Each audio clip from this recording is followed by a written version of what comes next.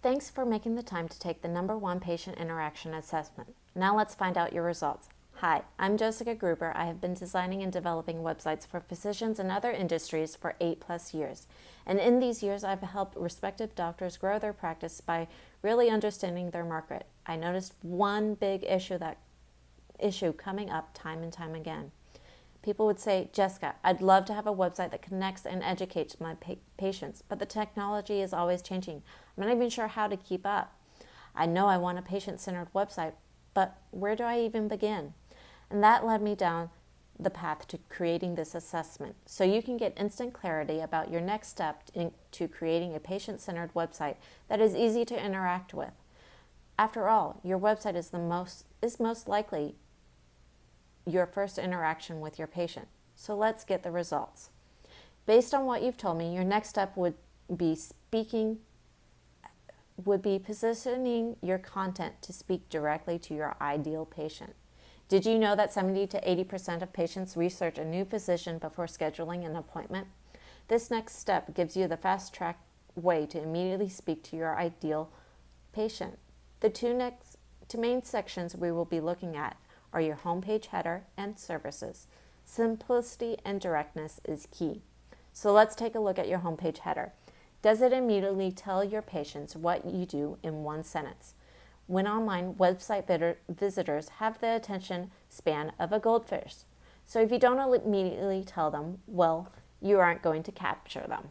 This sentence can easily be constructed by identifying your benefit, the value of this benefit, your patient's main problem, and differentiate yourself from the preferred physician.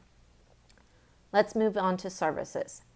Anyone can provide an unsurmountable list of treatments and conditions. The trick is to key into what treatments and conditions your ideal patient needs or you are most sought out for. These are the ones you want to focus on within your website. Adding every treatment or condition you are able to serve adds confusion and unnecessary clutter to your website. Leaving only a limited selection helps patients navigate your website and pursue their interests. Don't worry, you will have time to tell them about all the other cures when they come to visit. In case you're curious, the other next steps to take were creating a Google My Business page with reputation management, updating an outdated website, and installing tracking software to know what your website visitors are most interested in.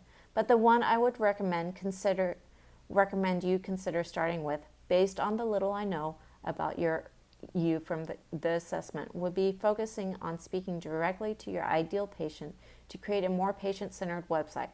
Having this type of clarity can be hugely helpful when you're ready to take your online experience to the next level.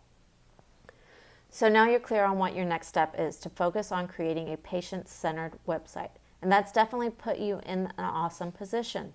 You now have a path to create an optimal first patient interaction with your website. But there is one big mistake most physicians make at this very step in the process.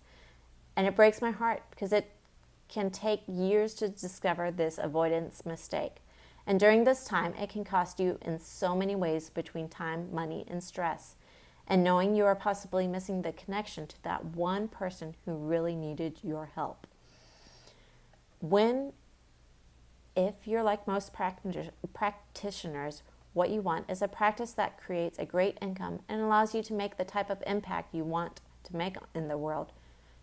You've probably heard that most alternative practices struggle to keep doors open, and the single biggest reason why all comes down to one big mistake. And it all comes down to the single most important decision you need to make before starting your website. And that decision is not how. It's not how to build or how to create or how to decide what technology to use. It's actually who. As in, who should you serve? In other words, your ideal patient. Most people spend all their time on what and almost no time on the who. The who is the single most important decision you need to make before creating a website. And in fact, any marketing material you create, and you have to get this right. Because your who is the foundation from which all things in your practice is built. When I finished a client's alternative medicine website, we found out quickly that they were receiving 20 to 55 unique visitors to their website a day.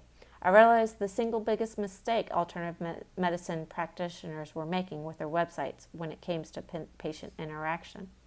And after researching and interviewing several alternative practitioners, I gained even more insight on why patients have a difficult time finding and connecting with alternative medicine practitioners. And it came down to the positioning and information on their website. And that is why my mission is to get as many alternative practitioners online correctly so that you can get back to what you're best at, healing the world. And because you've taken the time to go through the assessment here today, I want to give you the opportunity to get instant access to a one-on-one complimentary 30-minute discovery session that's available for the next 24 hours when you click the button below right here, right now. This complimentary session is not something that is offered on demand, but because you've taken the time to take this assessment, I want to give it to you when you take action here today. So all you need to do now is click the button right here on the page and schedule a time that works for you. Go ahead and do this right here, right now. See you on the other side.